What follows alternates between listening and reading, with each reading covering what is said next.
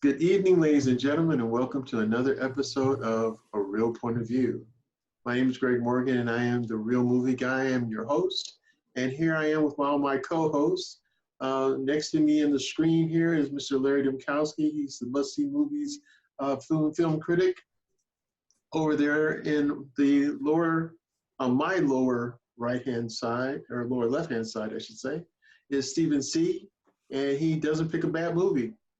And then last but not least, you know what? You gave me 3 months of you not saying a dang word, and now you're gonna walk in here after all the time you spent talking, and then you're just gonna have something to say in the middle of my moment.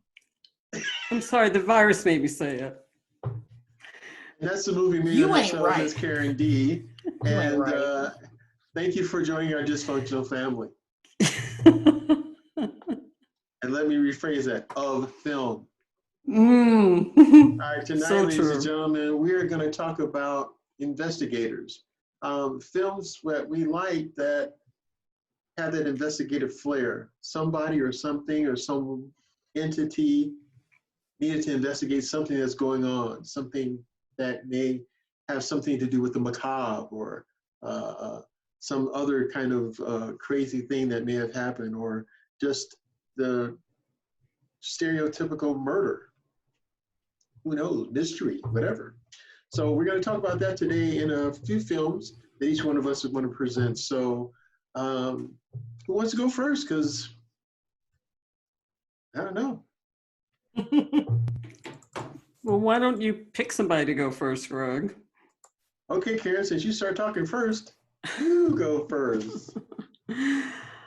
Okay. Well, one of my favorite movies is The Maltese Falcon. It came out in 1941. It stars some of my most favorite people ever in the history of film. Humphrey Bogart, who I've had a crush. What? I'm sorry, I apologize, Karen, because I was going to say I don't remember being born back then, but that's okay. I can see how you can get that mistake in my essence of wonderful acting and film prestige. Greg. Yeah, I have a crush on Humphrey Bogart.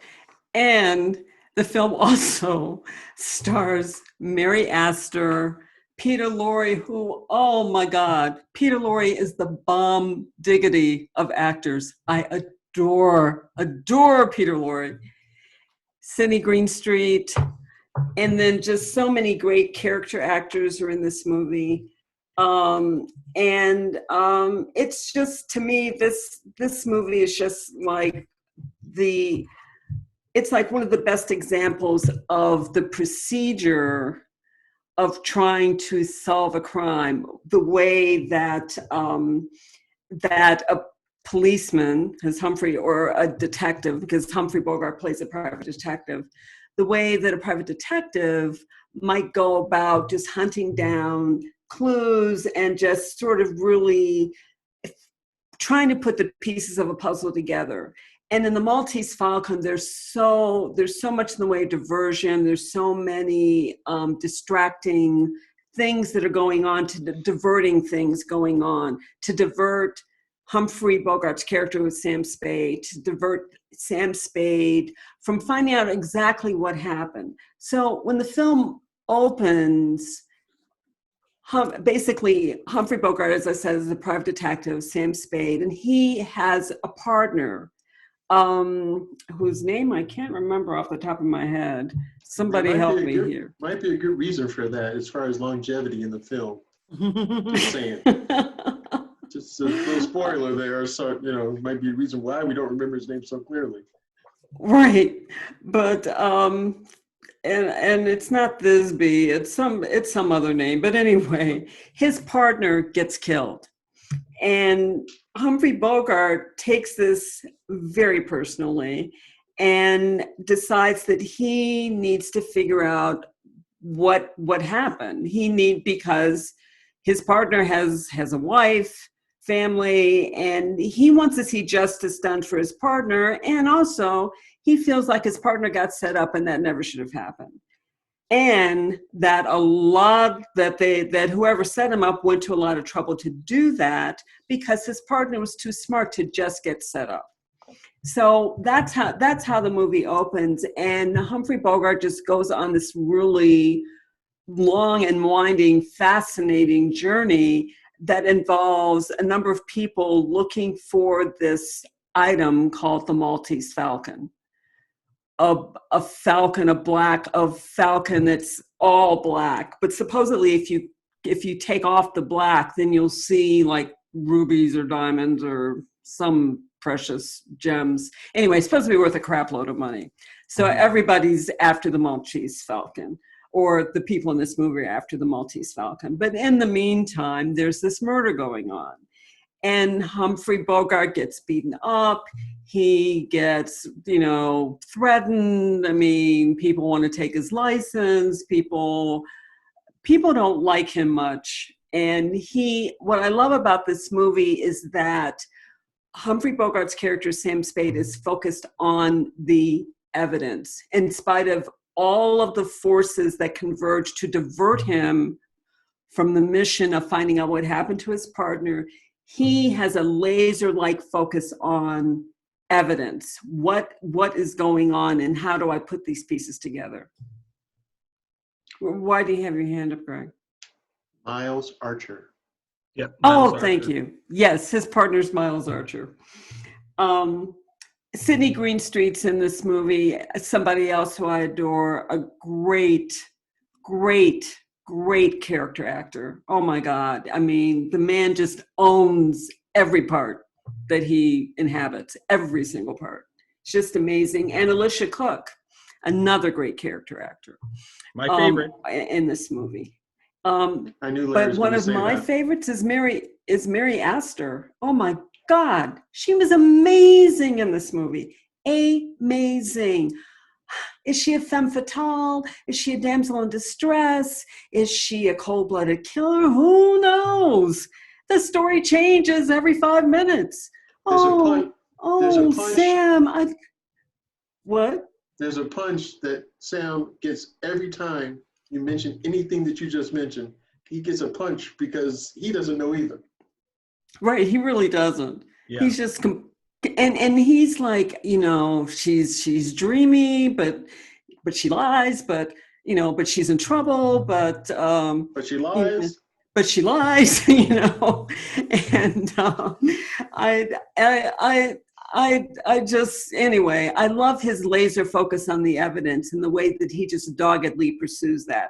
And I think watching this movie, for people in our audience who haven't seen this movie, this is like the quintessential detective movie to me. And if you watch how he looks at different pieces of evidence and puts things together to determine what must have happened to Miles, it's like a crash course in seeing how people, like real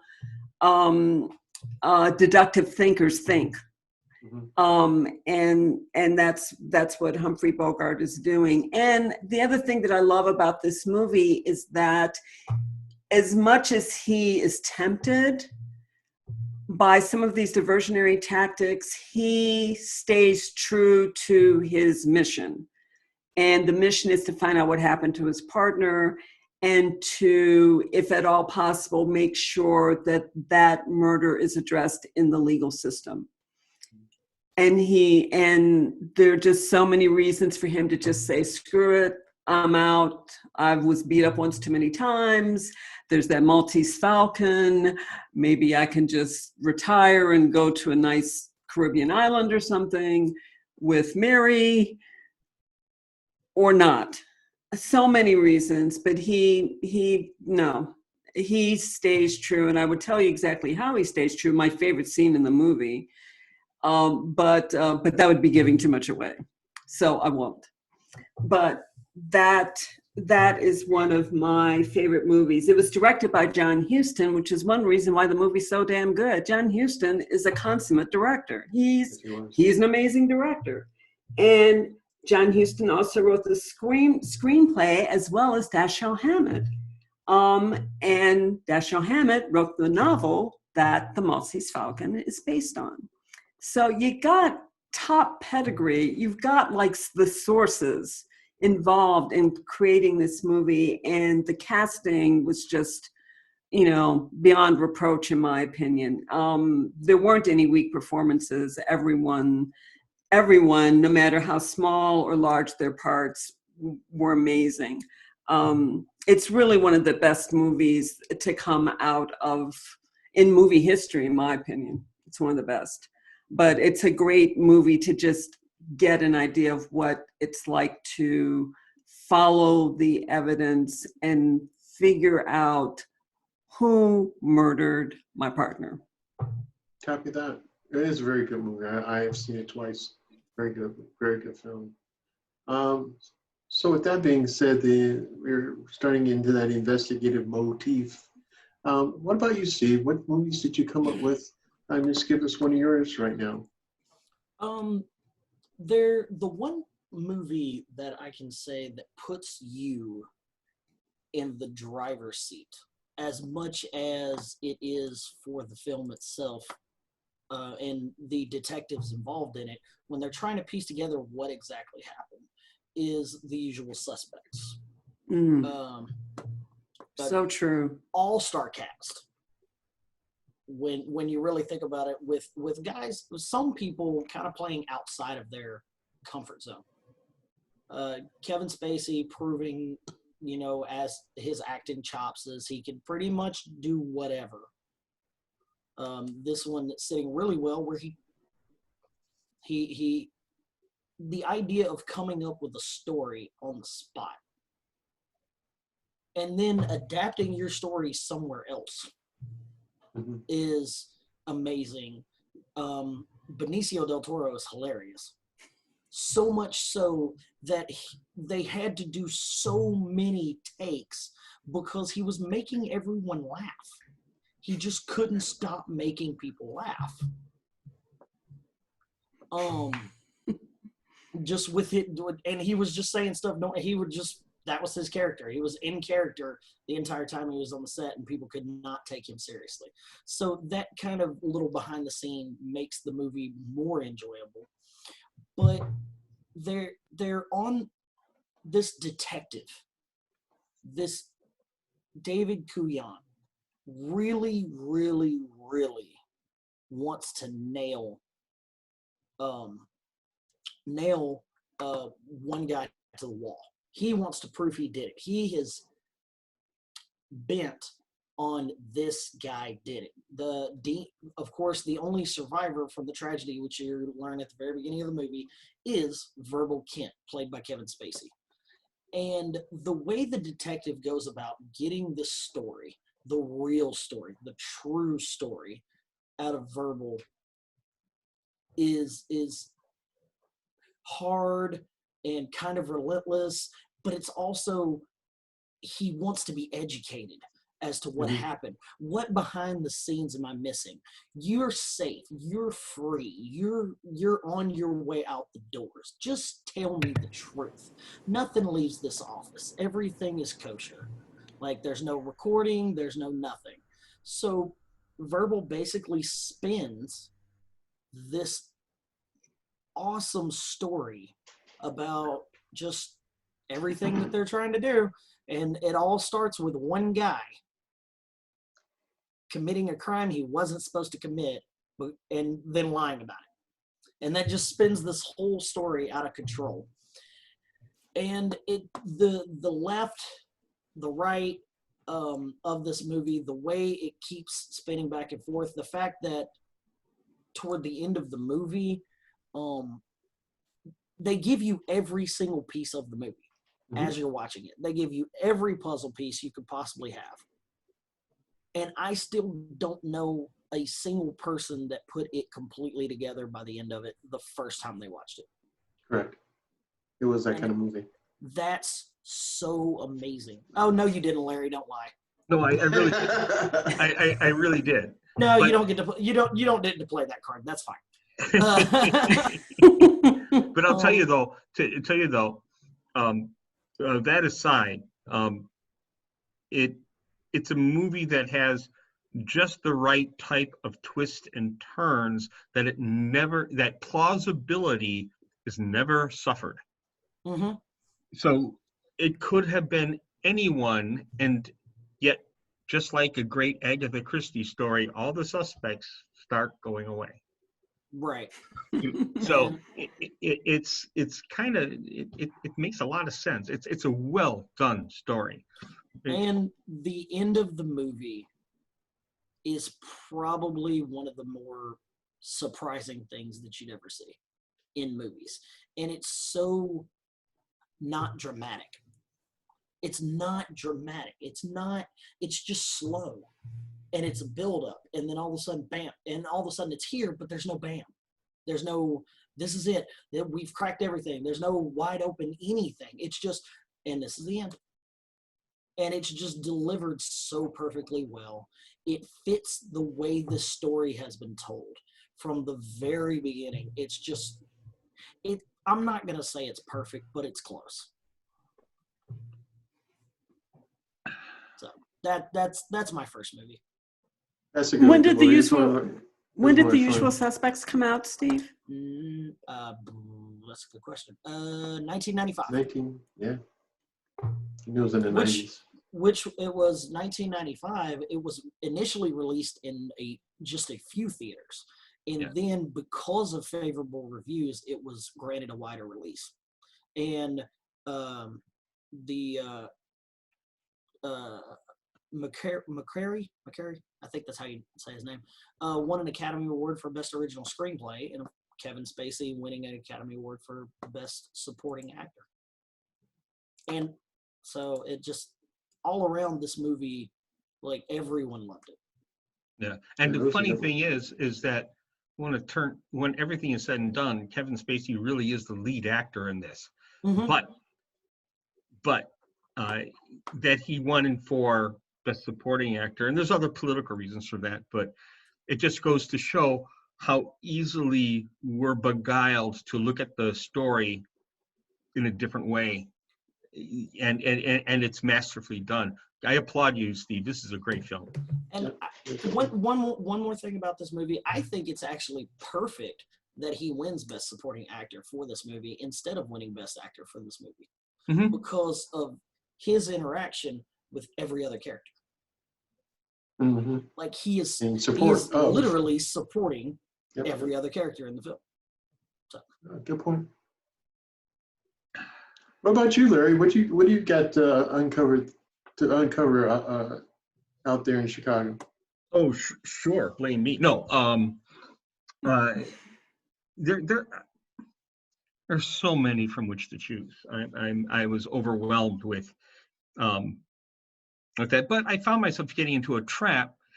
The difference between a detective film and a police procedural. Very different.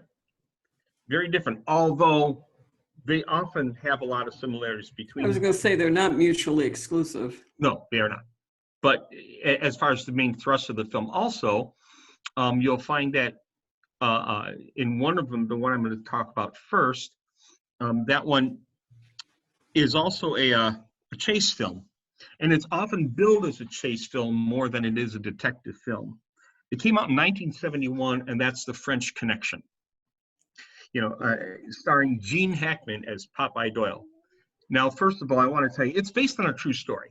Mm-hmm. And that's one of the things that the filmmakers relied on, that it was a true story. And in everything that they did, they wanted to make sure that everything had the element that it needs to say this is a true story. But remember, never let reality get in the way of telling a good story. So when they needed to make things different, they did for the sake of the film, and I think they did a great job doing it.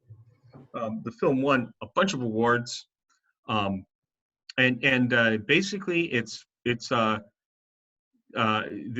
this police detective trying to stop a drug ring that's operating out of Paris, that is bringing drugs into the United States, specifically into his city, and to the means that he goes to both clear his name and to stop the bad guys, and I'm saying it in that way very specifically, makes an exciting film, So how can I say it in another way?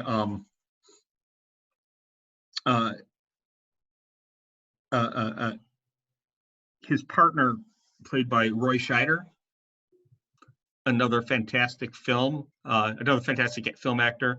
The two of them have a great chemistry on scene. And it's another phase of the film that is worth seeing. Let's see, I made some notes on it. Let me see on my notes here.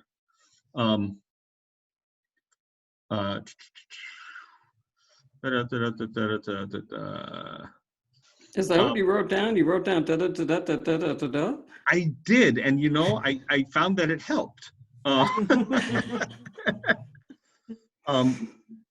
Who knew? Yeah.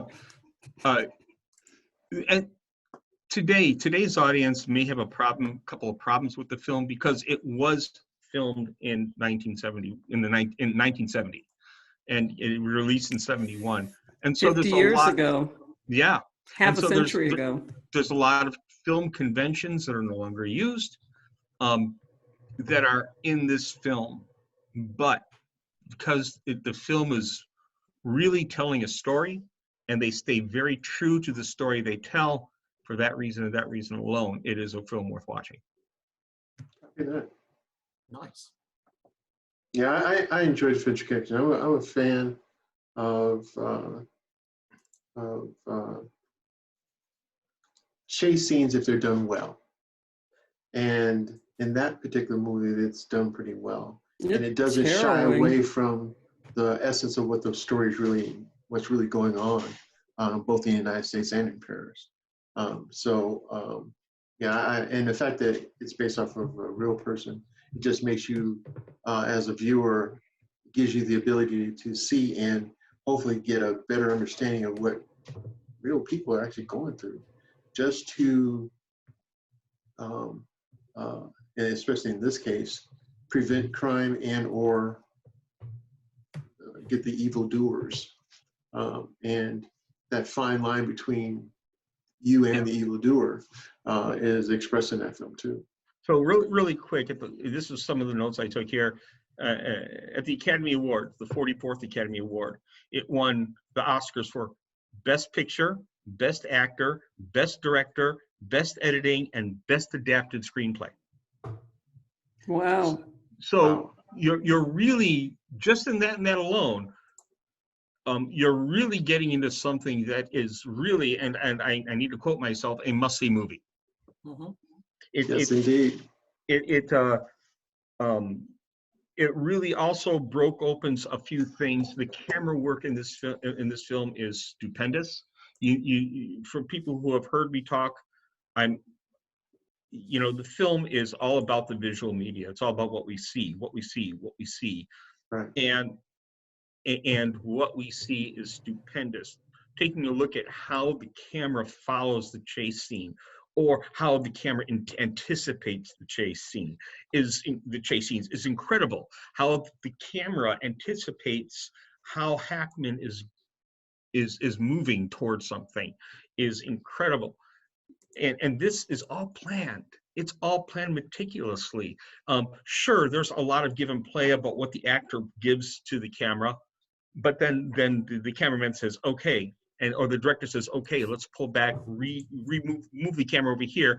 You do the same thing you just did. And it makes a total difference. They paid that close attention to how they were creating this film. And again, too, when editing is getting an award, then and it's winning Best Picture and Best Director, you're seeing how that everybody who's technical on this film, they're all on the same sheet of music.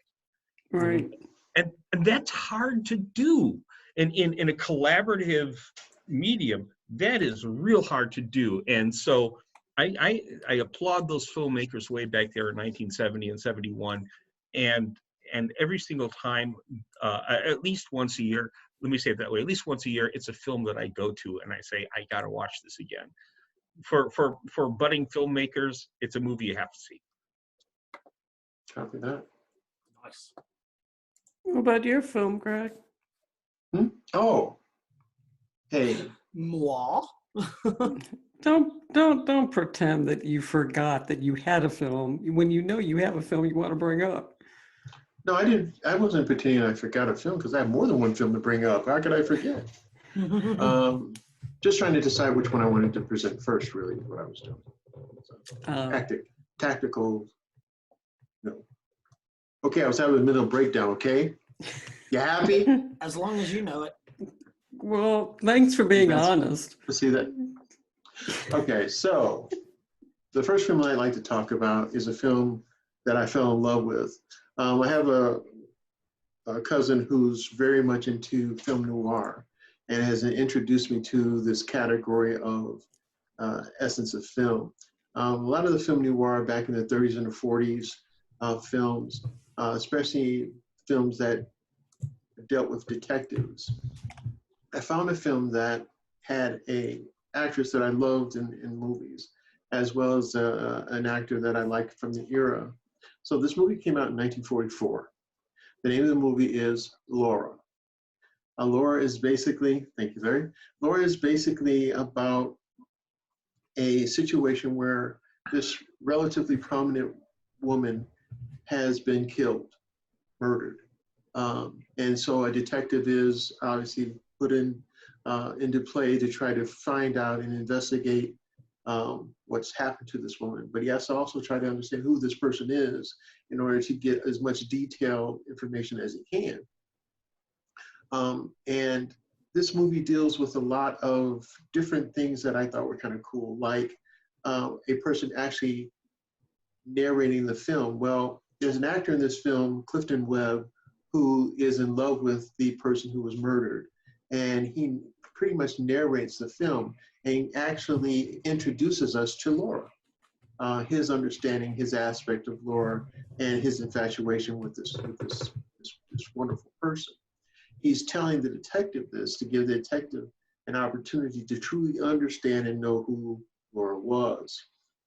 And then we have the detective in Dana Andrews plays a detective lieutenant. So therefore, he's not just your average detective. He's a detective who has a little understanding about being a detective and has worked hard to get his station in this police entity. And so he's a listener. Has questions, but he's a very good listener.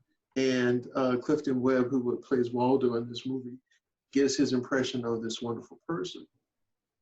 So much so that Dana Andrews' character is not just listening, he is also imagining.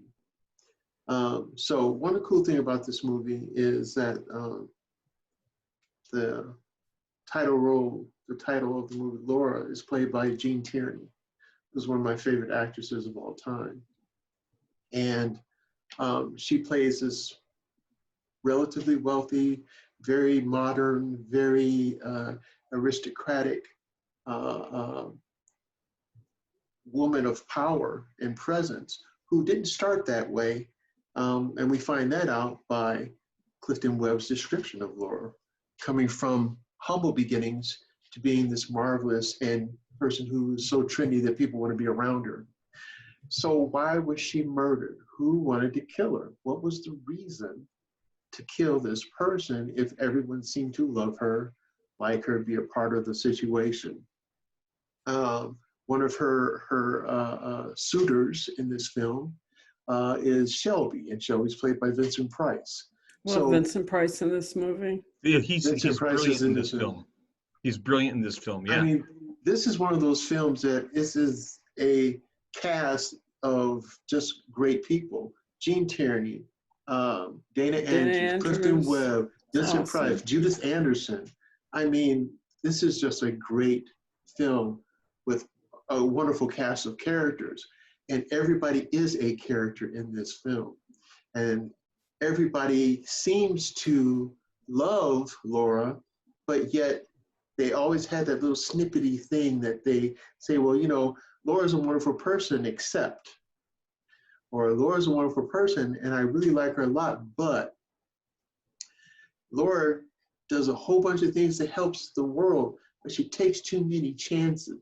So Dana Andrews' character, the Lieutenant McPherson, he's trying to, okay, wait a minute. you love her or you hate her, but these people are so very in between. So what was so good about her? And as he gets closer to investigating more about the woman herself, we find that the essence of this film shows us that this detective is falling in love with a dead woman. And that's not at all weird. It's not at all weird. But the cool thing about this movie also is its twists and turns. We want a good mystery film. We want a good detective who's going to try to figure out things. And the cool thing about this detective is he has a lot of secrets. He has his own idiosyncrasies, and he applies his secrets to how he's going to try to solve this crime. And he's starting to find certain little things around those little corners. But then he goes to the high-rise apartment where the murder actually takes place. And unlike a lot of people who have a lot of money, they have portraits of themselves made, and there's a portrait of Laura.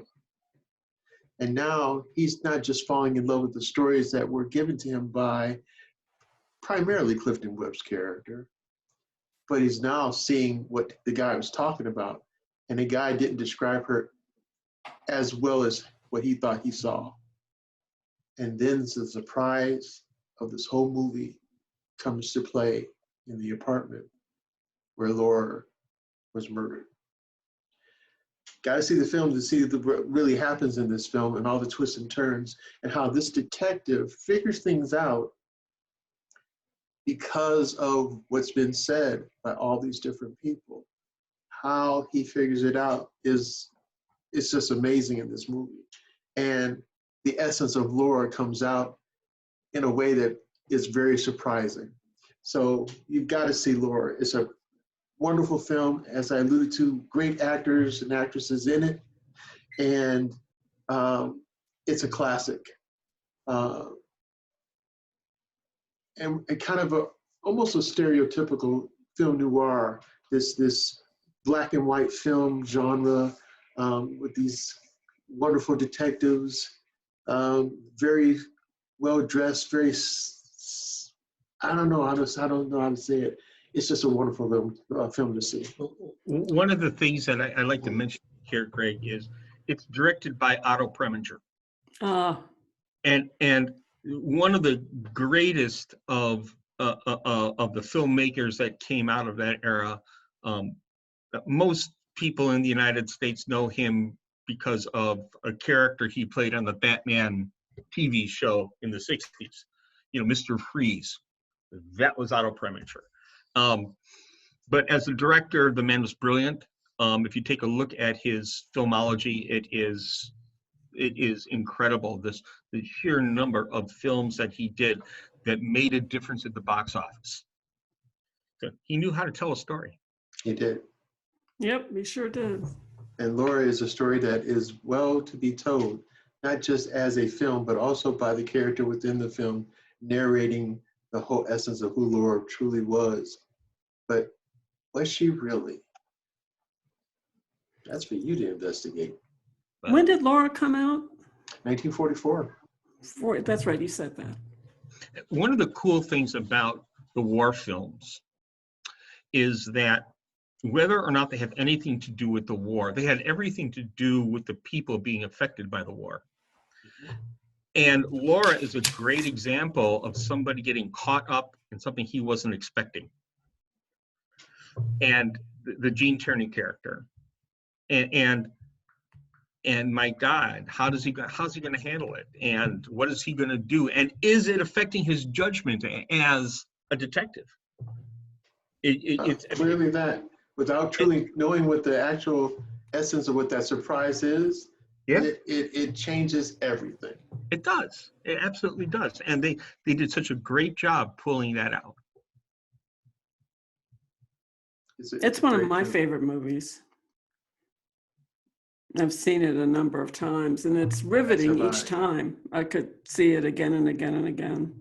If you ever get a chance to see it on a big screen, you know, like here in Chicago at the Music Box Theater, and there's a couple other places as well, I highly suggest to do it because, again, it's one of those films that it's almost a different picture when it's in a big screen up in front of you rather than on a cell phone or your laptop or even your 78-inch television in your living room. So cool. You said 7 or 8 inch, you're right. 78, yes. 7 or 8 inch, yep. Well, why don't we continue the round robin here, Karen? What's your next film? Okay, my next film is something I want to move from the 1940s to the 21st century with my next film called Fracture, another one of my favorite films. This film came out in 2007. It stars Sir Anthony Hopkins, Ryan Gosling, Rosamund Pike, David Strathairn, who's one of my favorite actors too. It was directed by Greg Hoblet, and the screenplay was written by David Pine and Glenn, I think his last name is pronounced Gers, or I think it's Gers, G-E-R-S. We'll go with Gers. Anyway, Glenn wrote the screenplay. Anyway, this movie is such a delicious investigative type movie. And you are, as the person watching the movie, you're right there with the characters trying to figure out what's going on. It's just such a delicious cat and mouse game. And Anthony Hopkins just sort of, just plays that sort of puppet master to the hilt. And, you hate him, but you understand, his heart's broken. So it's like, you kind of don't blame him, but you kind of do because he's so diabolical. And this is not the typical police procedural drama movie because it's not about what the police find. In fact, the police aren't really very much help in this movie at all. The movie, the investigating really happens with a young assistant district attorney who's played by Ryan Gosling. He's the one who does the investigating. And the setup is that Anthony Hopkins, who's a very methodical, just very, very much a perfectionist, very much a control freak, and his wife is younger than him, who's played by Rosamund Pike. Anyway, Anthony Hopkins finds out that Rosamund Pike is having an affair. And he basically stalks her. She has no idea that he knows, but he knows.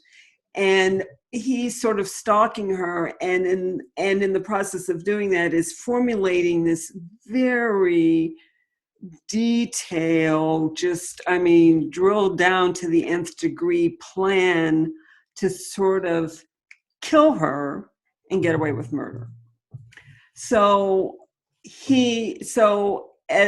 And early on in the movie, I'm definitely not giving away anything here. Early on in the movie, there's a police call, shots have been fired, like 4 shots, and the police come over, and Anthony Hopkins is standing there, and he says to the police, to the detective who walks in the door, what happened? Well, I shot my wife. You what? I shot my wife. I shot her in the head. And there she is over there. What? Okay. All right. Got a confession, got the gun. Let's just get this thing on the fast track. So Ryan Gosling's character gets the case. What's the matter? 10 minutes? Oh, okay, Larry's muted. But anyway, What were you saying, Larry? I was just waving to one of my family members. That's all. Oh, okay. Hi, person we haven't seen. Right. Anyway, so Ryan Gosling is this very, very ambitious assistant district attorney. He gets the case, but he's on his way to a corporate law firm to make significantly more money in the private sector. And his boss says, I know you're on the way out the door, but take this case. And he's like, come on, dude, I'm walking out the door. And he's like, it's a slam dunk. We got a confession. We got a gun. We've got witnesses. It's 5 minutes. Just do this as you're walking to the big time. And Ryan Gosling's like, oh, okay, fine. So he takes the case, shows up at the arraignment. Anthony Hopkins pleads not guilty, and that's when things start going to hell in a handbasket. It's just bad. And every time you turn around, there's like another wrinkle. Oh, the confession? Well, no, I'm sorry, that we can't use the confession. The confession needs to be thrown out. The gun? No, we couldn't find the gun. The gun that was produced was never fired. So we don't know what do you mean you're connecting Anthony Hopkins to this murder? You really can't. And, no, don't really have any witnesses. What's going to happen? Is he going to be convicted or not? It's not looking real good for the sides of truth and justice, for the side of truth and justice. Anyway, the way in which Ryan Gosling and Anthony Hopkins play off of each other it's just delicious. You kind of cringe, but you can't look away. It's like you can't unsee it. Anthony Hopkins' character calls Ryan Gosling Willie, and he's like, do you like it? Is it okay if I call you Willie? And Ryan Gosling's he's like, yeah, fine. Does it bother you if I call you Willie? Well, no. You sure it doesn't bother you? Well, okay. And then he had this other sort of way of saying, well, old sport. And then you knew he was going to lower the hammer. Well, old sport, I've screwed you up in this way, old sport. Gee, that job at the corporate law firm, that doesn't look like it's going to work out now, does it? What's at risk here for Ryan Gosling's character is that his character, I keep calling him his character, Willie Beecham is his character. And Anthony Hopkins plays Ted Crawford. So what's at risk for Willie is that, yes, he's on his way out the door, but this corporate law firm is very stodgy and just very sort of aware of having to be on the right side of everything all the time. Mm-hmm. So they're like, okay, don't take the case. B, if you take the case, you better win it. Because if you don't win it, we're probably not going to be able to hire you, even though we've made you an offer. We'll rescind the offer. Mm-hmm. And, Willie's like, okay, I really don't want this case, but then you gave it to me. And, now I kind of have to see it through. And then he becomes personally interested in what happens to this woman that was shot. And he's so interested in what happens to her that he visits her in the hospital because, as it turns out, she doesn't die. Even though she's shot in the head, she's in a coma. And he goes to visit her in the hospital and reads to her and just spends time with her, which Ted Crawford finds highly amusing. The way in which they play off of each other, like I said, is just delicious. And you just, you're really pulling for Willie, but it's not going to work. Whatever he's trying to do, he's going to hell in a handbasket because he's up against a mastermind who is Ted Crawford. So does he get in front of Ted Crawford? Does he outsmart him? Ted Crawford's like the smartest man on the planet. Smarter than all the DAs, smarter than all the lawyers, smarter than all the judges. So you have to watch the film to see what happens. Does Ted Crawford win? Does Willie Beecham manage to eke some kind of victory out? Who knows? But that's almost not the point. It's like watching Willie Beecham sort of put these pieces together. It's like, wait a minute, I've got a slam dunk. Well, in the first place, there's no such thing as a slam dunk, and any lawyer who tells you that your case is a slam dunk is lying. So that's the first lesson. Second lesson is, you follow the evidence, but you also have to follow where the evidence comes from. And if you don't have those ducks lined up in a row, you can still get screwed, even though you have so-called evidence, even though you have a confession. So that's a problem. And, what is it that you really want? There's a great character actor who plays a judge in this movie too. And he's like a very high-ranking judge. And in fact, the father of the new boss that Willie Beecham thinks he's going to have. And at one point, the judge says to Willie Beecham, he's like, well, you can make a lot of money in corporate law firms, and there are a lot of perks and a lot of, just privileges and power that come with all that.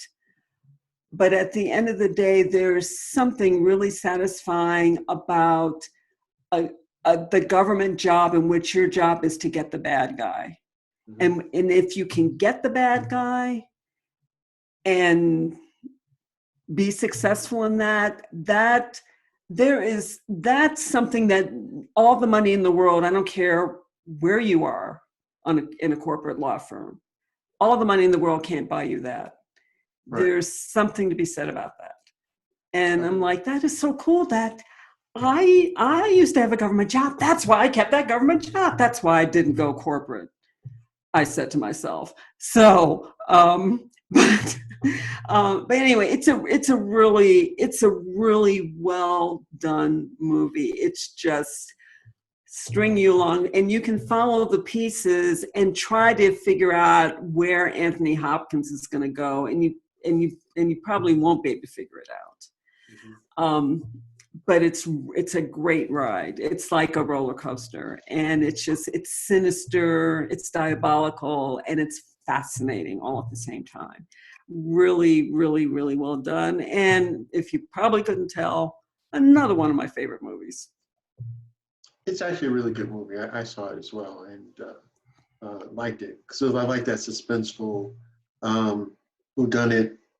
And when you think things are blatant and you find out they're not, that just adds to the essence of entertainment for you, to try to figure it out yourself. What are the pieces? Why did it go this way? Why did his case go south? Mm-hmm. You want to know and you want to understand it just like he does. And when you're dealing with someone, as you alluded to, is so diabolical, now it's not just intrigue. Now you want to knock this guy down. Mm-hmm. He deserves to get knocked down because he's smug and he thinks he's got it all going on. But how do you do that when the person is so methodical as he was? And it's almost like the harder you try, one step forward, 3 steps back. And Ryan Gosling's character trying to figure it out. But finding that essence within yourself to overcome those crazy things that are trying to hold you back and push you back. Because that's when you realize that there's something afoot that you can really sink your teeth into, because everything that's pushing you back makes you know you're on the right track. And that's what I like about this movie too. Mm-hmm. Okay, Steve, you're up. What's your next movie, brother? One of the most fascinating things about history is, as weird as this to say, is unsolved murders. And it's not necessarily the fact that they're unsolved, it's trying to get into the head of the person who committed them. We have TV shows, we have movies, we have books, we have every facet of media you could possibly get your hands on, with genres devoted to this style and to this art. And a movie that really didn't critically go over amazingly, but was well received by fans, was was based on the Jack the Ripper murders in 1888 London, in the Whitechapel district in 2001, and it's called From Hell. It was directed by the Hughes brothers, and it's rated as a slasher film. That's the kind of movie it is. It's got the intensity. It's got the villain, the guy in the mask that runs around killing everyone. Ooh. But there's so much more depth into this movie when you take Johnny Depp's character, Mr. Frederick Aberline, who is, you can tell there's something wrong with him. He's not right, and it's just he's different. But he does use drugs or alcohol to kind of soothe his personality.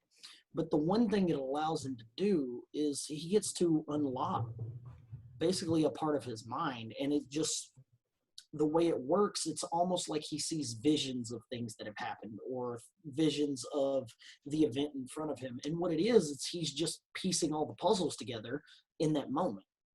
And that's one of the things that I find interesting. The other thing is the story that they're trying to tell about the Ripper itself, without giving too much away at the very beginning, but also leading you in the direction it wants to go to. It reads just like a book, as much as you're just watching the movie.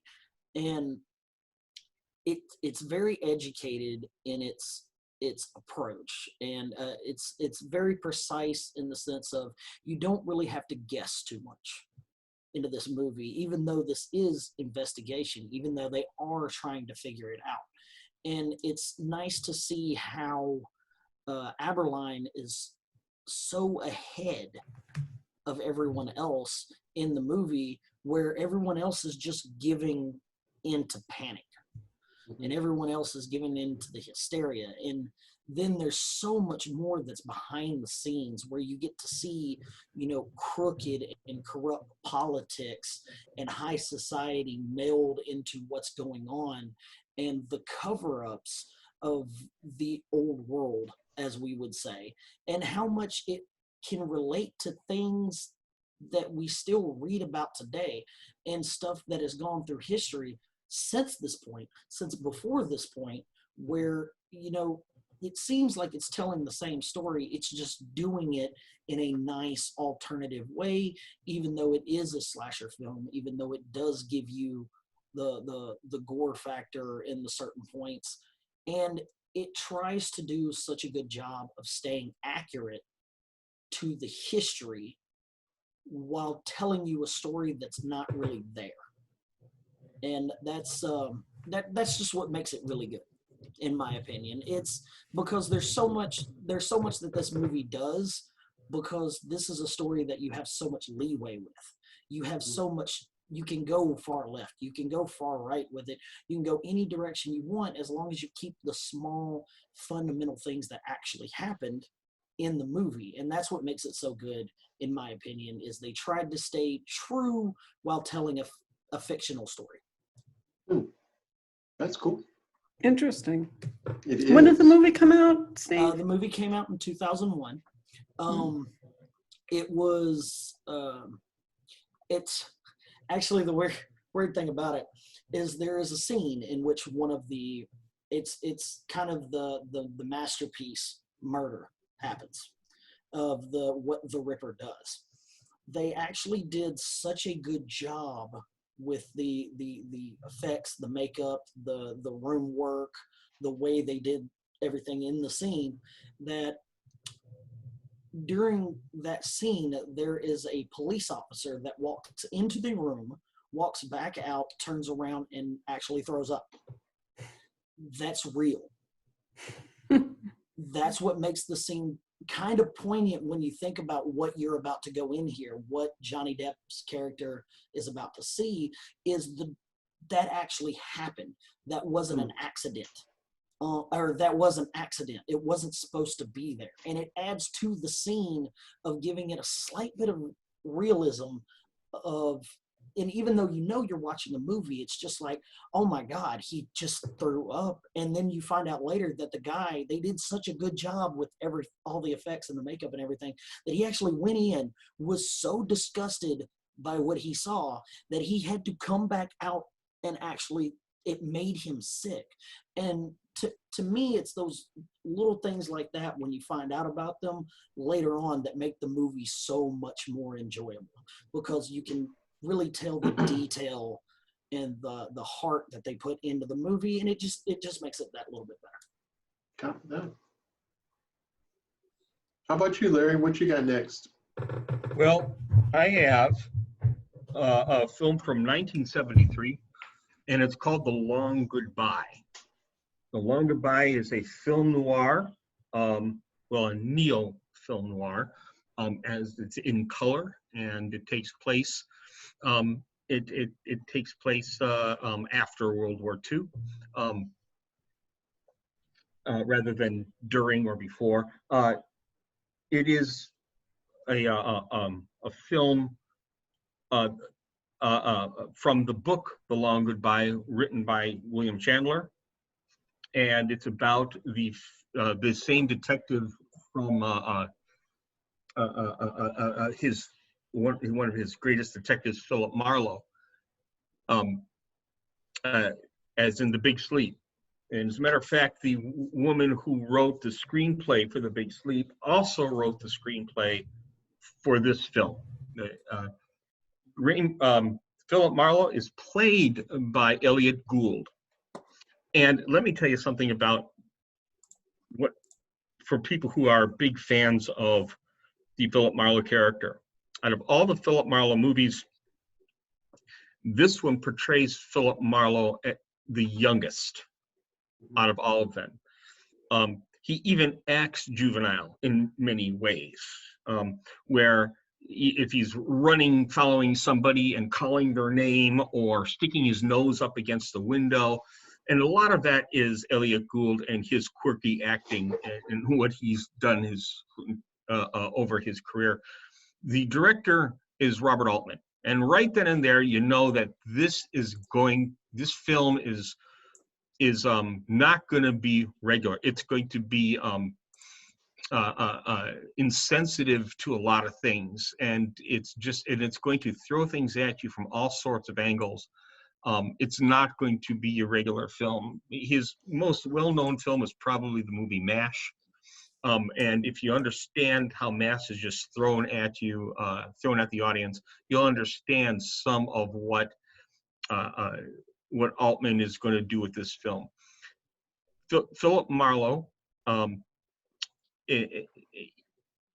his best friend goes missing. Philip Marlowe then gets arrested and for the murder of his best friend, and then he finds out that his best friend committed suicide, so therefore there's no murder, and he's let out of the jail to pursue his own interests. And in the meantime, then he gets hired as a detective to find out more of what's going on.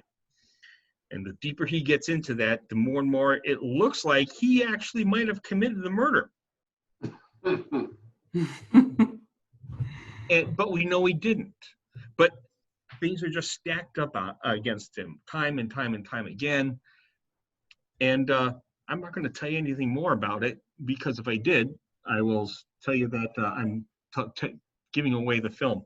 It's beautifully acted. It's beautifully shot. This movie does some things that we see in the early 1970s, where you'll something that should be in one of the golden points. What's a golden point? So where my fingertips are, those are golden points. And if it's a major part of the film, it's going to be in a golden point. But in this film and how it's shot, there's something that's just off the golden point. So you look, you may see it here, but you look here and it's not there. And then by the time you finally see it, something else happens that defines what you just saw. The cinematography in this film is fantastic. Some other scenes, what they do, where as the golden points are here, but what they've done is they do this with it. And that totally messes with the mind of the film viewer, because we're trained this way, and we have been for nearly 100 years. Right. Now it's done this. It's going at an angle, and again we're caught like, wait, what's going on? In a lot of films, they do things like if they want people to suddenly pay closer, they may change the parting of a character's hair from here to here without you really even noticing it. So the part is here, they cut away to look at somebody else, and they go back and the part's here. So you don't see it flash over, but it makes you wonder what's up. This is an old trick, and a lot of people understand how it's done. This film takes it, an entire exponential level more than that, but subtly. And so they play with the camera angle, they play with lighting, just like in a lot of film noir where things are lit in a certain way that really gives it an edge. Well, they do that where it gives an edge, but is it really that edge that I need to pay attention to? And so everything that we see visually, this is a film that you could turn the sound down and just watch the visual narrative and understand completely what the film is what the story is, and what the story is trying to tell you. It's that good of a visual narrative. Altman was brilliant in making this film. He's got a brilliant cast, and a brilliant piece of material by Raymond Chandler to work with. Wow, that sounds good. I think I probably like two or three different times tried to watch the movie, and it was the distraction that I got was something external, and not really the movie itself causing me not to watch it. So I think I need to sit down at time and just watch it all the way through. But I like Elliot Gould, especially as a younger actor, in many of the films and i.e. TV spots that he ended up on early in his career. So my next movie is taking a story and changing the parameter, somewhat like those golden points that you were talking about, Larry, in a way. And the movie is a short story that was written by Washington Irving many years ago. Back in the probably the early 1800s, I guess. That'd be a good way to say that. The story that I'm referring to is actually The Legend of Sleepy Hollow, as written by Washington Irving. But Tim Burton, a director that we're pretty familiar with, along with, I'm trying to remember who the screenplay was written by. I'm going to try to bring up that information.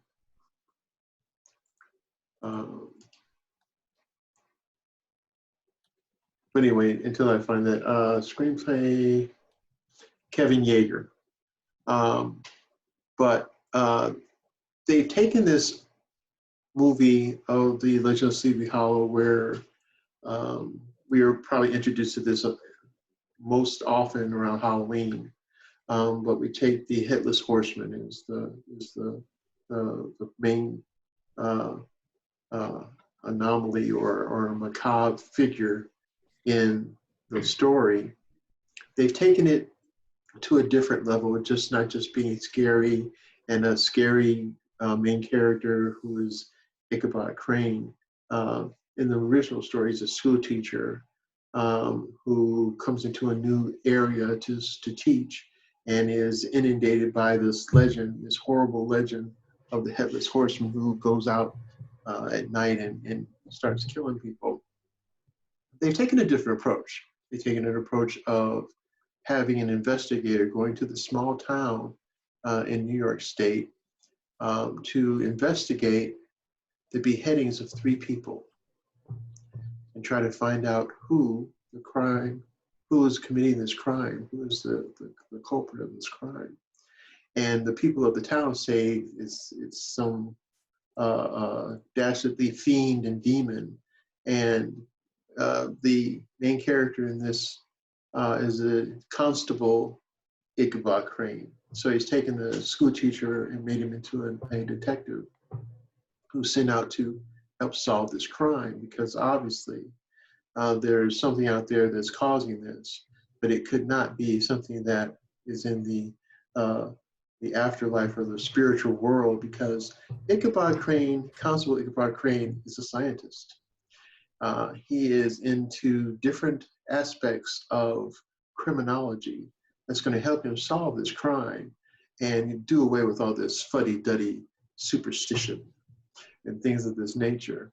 One cool thing about this movie is, and there's been different films and TV shows talking about the Headless Horseman, they go into more detail here as to the reason for the legend in the first place, and the why and the who this Hessian soldier was, and how horrible he was, and that once he was beheaded, that his evil essence roams the earth. Well, obviously the scientist Ichabod Crane thinks that's fuddy-duddy, and he's going to go into the town and prove that there's a murderer, not a fiend, demon, this, that, and the other. And the legend of Sleepy Hollow comes to life in a different perspective. The perspective in the eyes of the detective who's trying to solve this crime, even though the people in town keep trying to convince him that it's not a crime, it's just a crazy demon that's doing this. And he's finding clues, and he's investigating, and he even befriends a person in the town who helps him investigate. And he's finding more and more he finds out, the less and less he believes it is a demon, yet all these things are happening around him. So it's hard to know whether it's true, whether they're telling the truth, whether he's experiencing this thing, but he is constantly figuring out and trying to utilize the criminology of the times, the new science, which his executives or his bosses feel he's a little out there, but maybe this is the perfect case for this guy who's kind of out there. And since the people of the town are going to the magistrate and saying they need help, it's just to send somebody out there. He's crazy, and maybe he can use these newfangled ideas and come up with something. And the whole movie is discussing or I should say is basically talking about how this new investigator and these new investigative tactics are being utilized to help this young constable find the true essence of what's really going on in Sleepy Hollow. This is a wonderful movie, and this is another movie starring Johnny Depp. But the cast of characters in this movie is like a who's who of Hollywood. We have Johnny Depp, Christina Ricci, Michael Gambon, Castro de Von Dier, Jeffrey Jones, Richard Griffith, Ian McDreed. I can never say his name right. And what I love about this film is Christopher Walken's character. Mm-hmm. Because Christopher Walken actually plays the Hessian soldier before the beheading. So he does a wonderful job, a phenomenal job in this movie. An amazing job not saying a word. and just being creepy. And then the essence of creepy, the man who I love in creepy movies back in the 70s and the late 60s and the early 70s, and a member of the Lord of the Rings family, Christopher Lee is also in this movie. Mhm. So you've got to love the essence of this creepy, horrific essence being explained, trying to be explained by a very modern, very scientific criminologist in Detective Constable Ichabod Crane. Yeah, Christopher Lee's practically horror film royalty. I know, that's what I'm saying. This is great. It's just a really good film. A lot of good characters, a lot of good character actors, and Johnny Depp does a wonderful job in his Ichabod Crane essence. He's like brave but not, and the most brave person in the whole movie is Christina Ricci. I mean, Yeah, well, there you go. This is a really good movie, and pairing them together in this film was actually a very good idea. Nice. Yeah, it was fun to watch. It's an awesome movie. I love the fact that they melded a lot of different genres in this movie. They made it a little, I mean, it's fiction, but they tied in an almost science fiction Mm-hmm. type of style in the movie, and they made it work. It's like it's kind of like voodoo fiction. Yeah, it's voodoo fiction. Oh, yeah. Got witches, warlocks. One of the things about this film is not just that Tim Burton has fun with an American folktale, Mm-hmm. but he makes it poignant. Mm-hmm. It makes it poignant to now, and that through all of our knowledge, all of our procedures, on every and all of our contemporary thought, there's still things we know nothing about, and he does a good job at placing that story right on the balance there, and I give him credit. Even the way that the film was shot, you know, especially when we're talking about modernistic essence, the film was shot almost like a shooter. When the headless horseman is chasing down somebody, it's almost like he's in the first shooter mode, and you see that sword come out, and it's chasing the people down, and it is such, you know, like in many cases in films prior to that, the person's running and you see them running and something's behind them, and you see the sword behind them. In this, you're like on the horse with them, hunting people down. It's even cinematically, it's really cool and fun to watch. Wow. So good. Yeah, great flick. It is. Nice choice. Thanks. So any honorable mentions without going into deep into the film? I do. Yes, sir. Steve. This is one that we actually didn't talk about, and it never came up. It didn't come up in our before session, and then we started talking about the courtroom with Fracture, and I got to thinking, and I was like, wait a minute, this is awesome. Law-abiding citizen. With Jamie Foxx and Gerard Butler. And it is so amazing of a movie. I didn't see it in theaters. It was never really on the radar for me. And then all of a sudden I stopped what I was doing and was watching it one day because I was like, oh, Gerard Butler, this is going to be good no matter what. And I'm sitting there watching the movie, and I had no idea how good this movie really was. Yeah, it's pretty good. And I just couldn't understand how this had never been on my radar. The way they go through the movie, the evolution of a character in the movie, which results in the evolution of another character in the movie.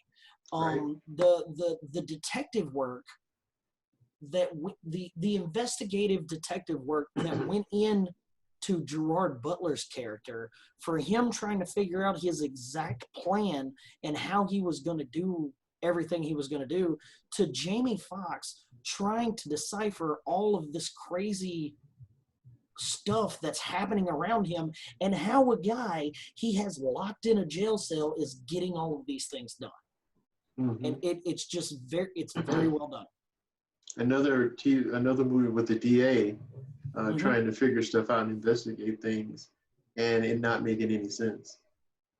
Yeah, my little extra little film, my little morsel here is In the Name of the Rose. Oh my God. Sean Connery. Sean Connery, Christian Christian Slater. Slater, Ron Perlman, F. Murray Abrams, based upon a marvelous book.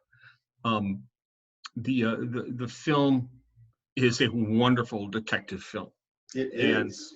And takes the right twists and turns, and it's not necessarily a surprise who done it. Oh no, but it really pulls you into it, and it's worth seeing. And the Spanish Inquisition was just such a misunderstood period in history too. So No one suspects. As my wife would say, the monk movie. So yeah, that's a good one, Larry. That's one of my favorites. I gotta look this one up. Hang on. You said Sean Connery. I gotta look this one up. Well, I've got one. Go for it. And it probably has one of my favorite scenes in it. And it's a scene where Sidney Poitier and Rod Steiger have their meeting for the first time. And the movie is In the Heat of the Night. And this meeting goes through so many different twists and turns within the realms of like 4 minutes of the movie. And yet you understand the whole essence of what this movie is going to be about and how this movie is going to formulate within these 4 minutes. What I love about that brief scene, that actually it's a long scene, 4 minutes. It's a long time in film. Yeah. But it's exposition. Make no mistake, that scene is all exposition, but the actors don't throw it away. And so they just pour it on, and now everything is set for the rest of the story. Totally. Yeah, and it's brilliantly acted, that scene there. Oh, great choice. It is brilliant. I watch that. Sometimes I just watch that scene because I have the film on DVD. And I just watch that scene because I sit there and go, this is just crazy. It's just so good. Yeah. Well, my honorable mention is the film called A Shot in the Dark, 1964. It's the Pink Panther series, the Pink Panther Inspector Clouseau character that we've come to know and sort of, Tolerate. I guess love, but hopefully from a distance, because because the man can't walk in a straight line without falling over onto something, and you could get caught in the crossfire if you're not careful. But this movie, like I said, came out in 1964. It stars the incomparable Peter Sellers, who is just such a brilliant actor. He's just amazing. He's great with sight gags, but he's also, a brilliant dramatic actor as well. He won an Academy Award for the film called Being There, which was, I believe, the last film he did before he passed away. And he's just amazing at comedy. He was also in another movie called The Mouse That Roared, and brilliant in that one as well. But he plays Inspector Clouseau, who is this very self-important, if he was half as good as he actually thought he was, he would be setting the world on fire. But he's not only not as good as he thinks he is, he's not even close to being as good as he thinks he is. So, anything that he touches just devolves into, just complete and total disaster. And he also, when I'm watching this movie, A Shot in the Dark, it's basically about he gets assigned to a case where I'm trying to think of what happens here. He gets assigned to a case, and I believe a person is killed, and he gets assigned, or there's a theft. Let me refresh my memory here. Shot in the Dark. Here we go. Let's see. Okay. He, oh yeah, okay, it is a murder, I was right. He investigates the murder of Mr. Benjamin Ballin's driver at a country estate. That's what happens. And Elkie Summer is the female lead and I guess resident eye candy in the movie. And she's a suspect. But what's really delicious in this movie is the interplay between Inspector Clouseau, Peter Sellers, Inspector Clouseau, and his boss, who is his boss? Oh, I cannot remember the name of the man who plays his boss, but the head of the French police is just hates Inspector Clouseau. He hates him with a white hot passion, and Yeah, he feels like he's cursed to have Clouseau in his unit. Absolutely. Well, he is cursed to have Clouseau in his unit, frankly. But and I wish I could remember what his name was. But anyway, he's another brilliant comedic actor, and the way that they play off of each other is just brilliant. And unfortunately, Inspector Clouseau drives this poor man to do all kinds of things to kind of get rid of Inspector Clouseau, including, attempted murder, even though he's like the head of a unit of police, which doesn't make a whole lot of sense. But anyway, that's what happens when you're rubbing elbows with Inspector Clouseau. And it's very funny because every time the self-important Inspector Clouseau tries to make a pronouncement or tries to apprehend somebody, he falls, he trips, he steps on somebody's foot and they're like yelping in pain, or he spills something on somebody. I mean, the man's a walking disaster. So the reason that I bring this up is as an example of a movie where somehow he manages to find out who did the murder in all the ways in which you should never ever employ if you're actually going to be an investigator. You don't ever want to do what this man does, but somehow he does all the wrong things and somehow manages to find out who done it. What are you going to do? The guy who plays the commissioner is Herbert Lom. Oh, is that Herbert Lom? Okay. I wasn't sure if that was Herbert Lom or not, because the picture I have of him doesn't look like the way he was in the movie. Yeah. And George Sanders is in this movie too, which is a little bittersweet because it's probably one of the last movies George Sanders did before he committed suicide. Yeah. But anyway, interesting movie I just thought, it's hilarious, and it's just a great example of what not to do if you want to investigate a murder. Don't do what this man does. Don't do a Clouseau. All right, Steve, you said you had when you were looking it up. What was your I found it. You said Sean Connery. And I did. That made me, I was just like, oh my God, I can't believe I forgot this one. Because it was made in 1993. It is a crime film. It was directed by Philip Kaufman. Don't go. What year was it? 1993. Okay, I'm not going to spoil your moment, Steve. I hope not. Go in ahead. the deep south. In the deep south. No. Okay, there's another. Okay. There is another one, but that one is Sean not Connery it. too. Okay. But it's starring Sean Connery, Wesley Snipes, Harvey Keitel, Michael Crichton, And then the list goes on. Like the amount of people that you see in this movie, it's just like, okay, I've seen that person before. Even the background people, you'll recognize some actors and That's true. actresses. I like this one too. I know exactly what movie I that know is. what movie you're talking about. I love it. I have love to it watch too. it every time it comes on. It's just awesome. I own that one. I love it. I own it on VHS. Oh, wow. Wow. And what's the name of this vaunted movie? Rising Sun. Of course. But of course, I knew that. It's so good. The interaction with Sean Connery and Wesley Snipes, because he takes him against Wesley Snipes' will through this whole movie. He takes him as a pupil. Mm-hmm. And by the end of it, you can actually see where Wesley Snipes is actually learning things from him.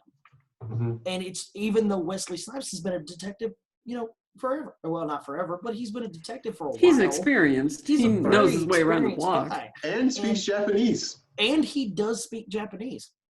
But that's just a Wesley Snipes thing. That's not really for the movie. That's very true.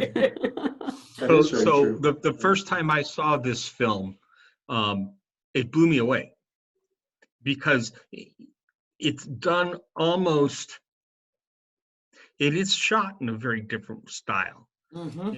And it's, if you take a good look at it, it's, even though it's definitely influenced by the MTV generation, by how it's shot. So you have a few minutes and then it's like another MTV video, but it's not a video. It's cut into those segments of that we're going to pay attention to more often. And how they did it, it's not distracting at all. As a matter of fact, it pulls you in more. It's another film that I highly recommend to see a different technique being used to tell the story. Mm-hmm. 100%. Yeah, that's a good film.